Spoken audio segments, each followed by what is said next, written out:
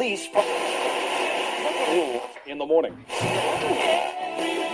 Sibingelele nesikwamukele emlaleli endabeni ze-UK22 na lona okhulumayo uMhlahlanzela Mhlongo kanti ngihamba naye uzakwethu uCijimphi Mhlongo. UCijimphi Mhlongo njengoba eseshilo ukuthi uCijimphi Mhlongo besacela nimuphe indlebe namhlanje khona akuphethe futhi ahamba nakho.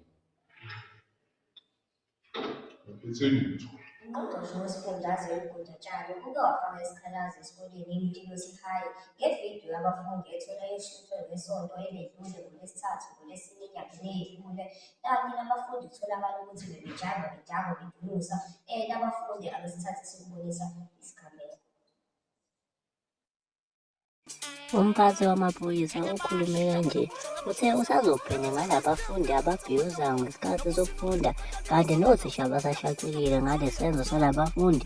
Okhulumayo uMhlongo Dlamini endabeni ze-UK22 Lesishaqelanga mlaleli kuyatholakala ukuthi uSibusiso Magubane odume ngelikadulasi wehlisiwe esikhundleni sokushaya insimbi ngenxa yokuthi ubenika abafundi insimbi eyeqile ngesikhathi sokuphuza yena ebe etitiza nabangani bakhe bongwane. USiphosethu Magubane obedume ngelikadulasi esikoleni iMtibisi High uke wehliswa esikhundleni ngenhloso yokunika abafundi ibhreki engange-hour. Manje bamehlisile esikhundleni sokuthi ashaye insimbi ngokumenza isikhakhane ey'ndabeni ze-UK ensungeni.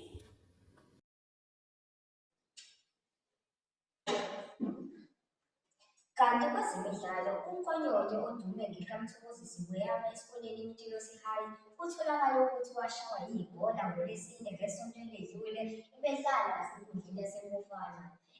Lo mfundi uke walimala kabuhlungu kutholakala ukuthi inzalo kusemathubeni ukuthi lo mdlali washayeka emasendeni walova iy'nsuku eziwu-7 osukwini olulodwa. Okhulumayo uMnumzane Mhlongo.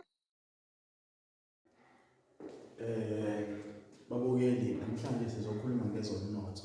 Ezomnotho sizoqala sikhuluma ngomphongolo nedola kanye ne-euro negolide. Sibonile kakhulu ukuthi idola linyuke kakhulu ngo-15% ezweni laseMelika, linyuke kakhulu ngo-15% lahlula idola. Futhi njengoba linyuke kakhulu nge-15% sesizokwazi ukuthi besi-exportele thina siyi-South Africa.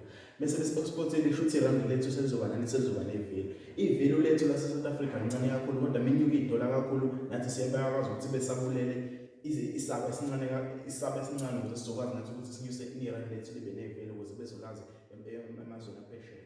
Kahle kahle kanjani ezomnotho sibeke ithuba. Sanibonani balandeli. Yimi lo umkhushula omkhulu wanamhlanje uzothulela wenza uSouth Africa Service. Bese uthanda uqala lapha kumlando 2 degrees Celsius. Kusho ukuthi kuyabanda abalandeli. Ifuna phakathi size lapha koMgwenya ezasi 40 degrees Celsius.